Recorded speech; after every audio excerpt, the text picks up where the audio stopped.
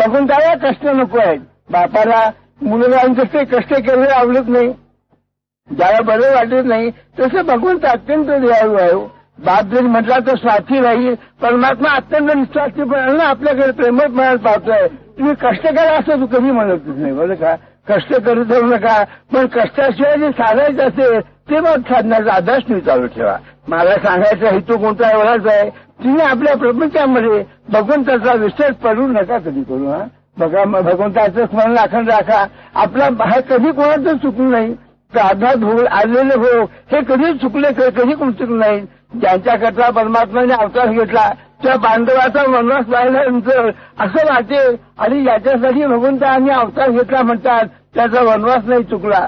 आणि जे ज्याच्या भगवंताचे उलट होते ते राज्यपदावर कौरव बसले. किती अन्याय आहे. पण हा अन्याय नाही बा.